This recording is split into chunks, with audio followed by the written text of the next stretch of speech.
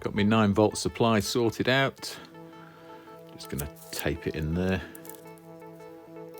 Now the lighting on this model is not insanely intricate. It's quite basic, to be fair. Originally when the model was started there was going to be no lights on it. But I figured if you're going to do something like this there has to be some kind of illumination. That's the lights on. Not intensely bright. I didn't want it to be intensely bright. Let's see how it looks. Right, so what have we got?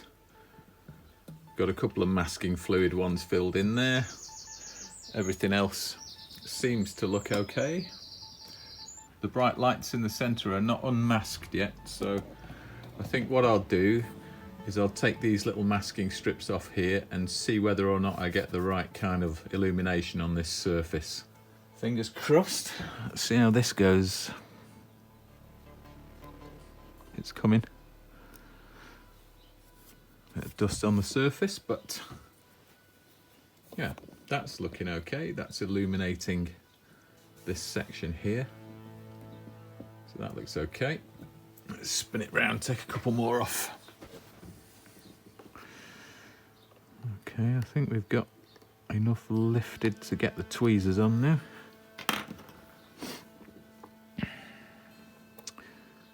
Come on, you little bugger. There we go. Oh, yes. That's looking good. I like that. Not bad at all. Let me move that screen out of the way. Are we looking all right? Okay, this side should be slightly more focused away from that surface.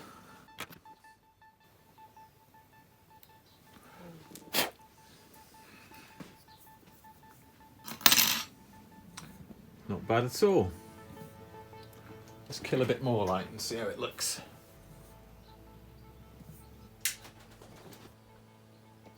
Oh yeah, that's looking suitably illuminated for my taste. That's all right.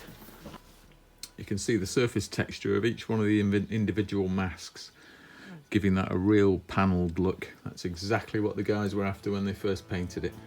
What have we got? Lights in the centre of the saucer. Looking good. Actually illuminating the pearls quite nicely there. That's really nice. Windows on the outside. Still got the impulse engines to finish off with the grills and a little bit of airbrushing there, so that's okay. That can be done once we've got everything together. That's one of the final pieces that I'm going to do.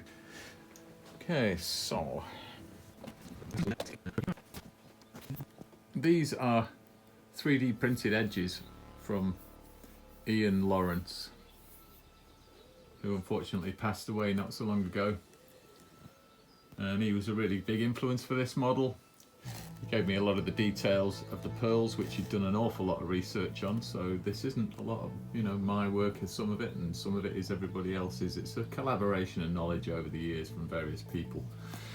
But these 3D printed side bits didn't have windows. Well, they did, but they didn't work too good, so what I had to do was cast new windows to settle into that, so the fibres are actually illuminating a clear piece of resin behind there. Ridge area is looking pretty good. The illumination there, and we've got the pearls.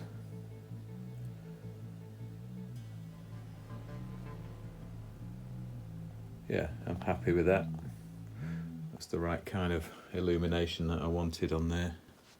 This section here now is going to be dulled down to a yellowy colour, and then there is a piece of brass etched grill to go over the top, which is going to be a light blue, a little bit darker than the blue you can see there, but it's going to be over the top.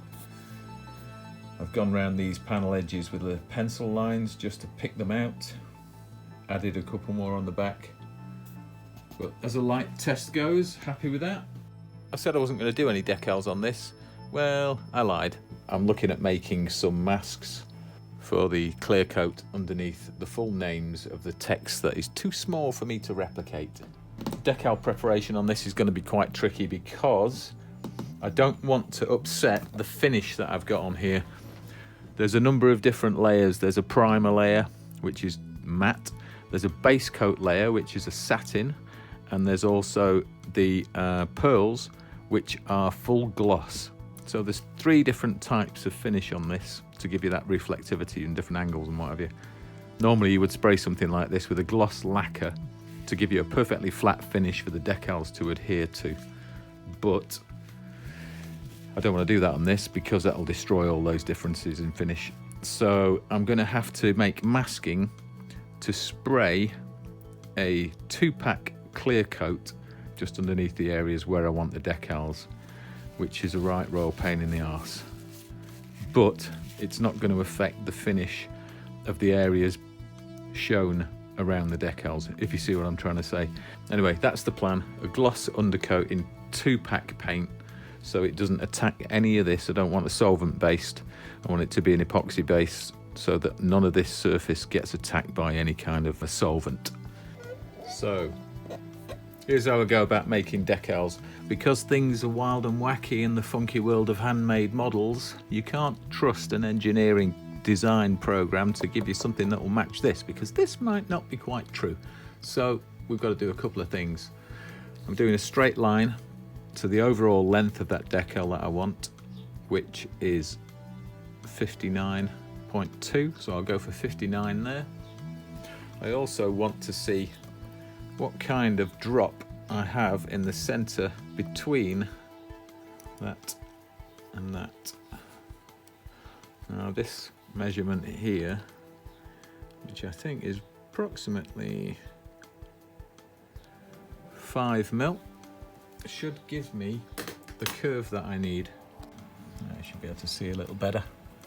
So now I've got this lot, I could just arrange those letters in that distance there. Okay, so I've got my file now, this top enterprise one. I'm going to export that into my laser cutting program. Now, with laser cutting, let me explain it with a piece of paper and a pen.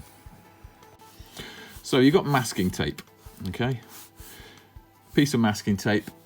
Underneath the masking tape, bonded to it, is a layer of glue, okay? So you've effectively got a piece of masking tape that has 2 layers in it. One is the glue, and the other one is the paper.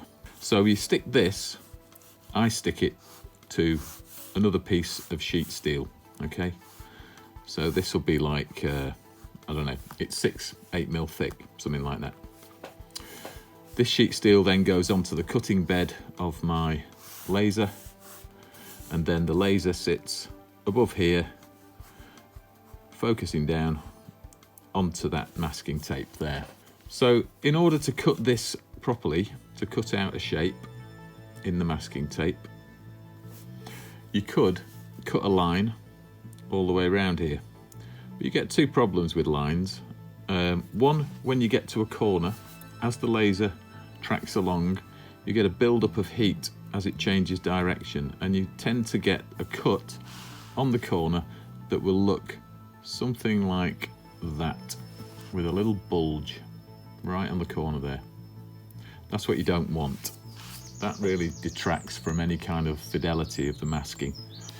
Now if you cut it normally with a straight line cut, it'll penetrate that paper really easily, and it'll normally overheat the glue on that edge, just where that black dot is.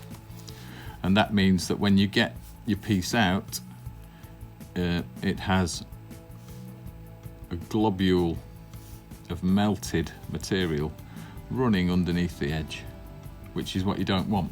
So what I tried to do, instead of cutting this with a single laser as a line all the way around, I will fill that with an etch, okay? And that is basically multiple passes done as a pulse, almost like a spot welder. So you don't get the build-up of heat in the corners because you're only hitting it like you do with pixels almost. The laser comes out as a pulse, so you're trying to use that to your advantage. What I try to do is set the laser so it only cuts through the top layer of adhesive, okay? So there's your masking tape, super close up. Top layer's paper, bottom layer's glue. You want to burn through this layer and leave this attached to your piece of metal. So the way to do that, set your laser on the lowest setting possible. It'll cut through masking tape, no problem, depending on what laser you've got, obviously. Set it to the lowest possible and then set your speed as it traverses to do the fill. You can increase and decrease that to fill it up. And sometimes you'll find that the edge of the fill, as it scans backwards and forwards like this, filling in the edges, you end up with little zigzaggy type lines at the edge of your mask. You'll have a straight one on one edge and zigzags on the other.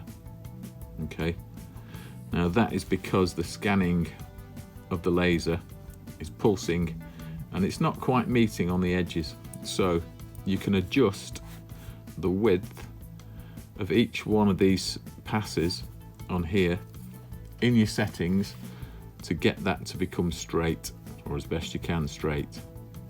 Ideally, you don't want to see a burnt edge around your piece. If the edge is blackened, then you can pretty much guarantee that some of the glue has stuck underneath that edge on the inside, and you need to be careful. So your settings are going to be as light as possible on the laser, as fast as you can get away with the scan. This little tiny mask here, you can see the size of it.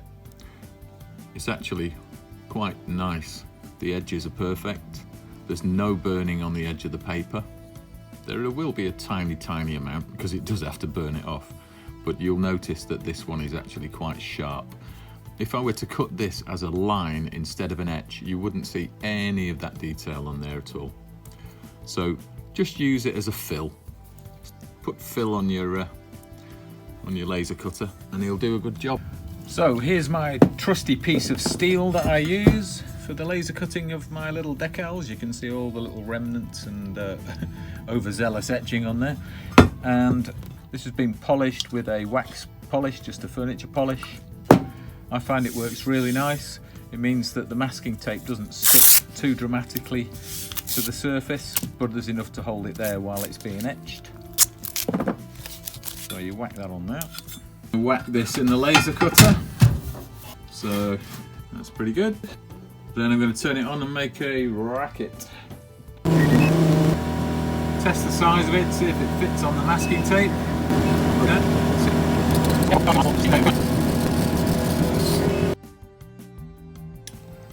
So what I do now is take off this Enterprise mask off the nicely polished surface. Doesn't stick, doesn't tear any of the lettering out. I'll work it a little fraction on my fingers just to make sure there's no gloopy burnt sections on the outer edges. Okay, so that is my Enterprise mask for the bottom here. Now what I've got to do is check if it fits, and if it doesn't, I'll have to modify the file, make another one and try again. That looks all right to me. This is just a sizing so that I know that the masking is correct. I think I can get away with airbrushing that one, so that's a good text size to go for. Yeah, all right. This is not the final mask, this is just the template check before I get all the rest of the decals replaced by these masks.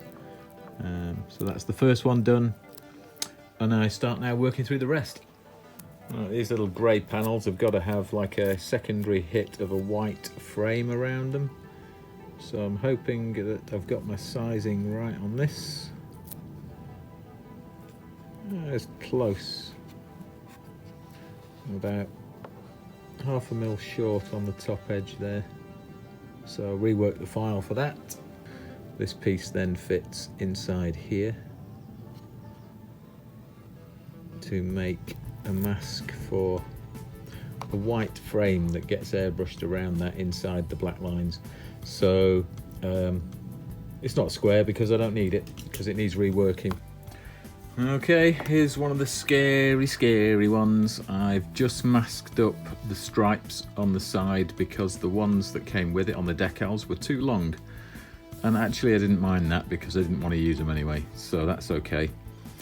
I've put a coat of red on, flat red, and a touch of German grey. I've then masked over just where the panel lines come to put a little bit of shading onto the stripe, just to break it up a bit. And now it's time to unmask it. And this is the bit where you crap yourself because you don't know whether you've done it wrong or it's leaked under the edges and the red's going to be in the wrong place. So I've done all my prep. Hopefully I've got it right. If this comes out bad, you're going to see one of the best fix-it videos you've ever seen. Probably one of the longest ones as well.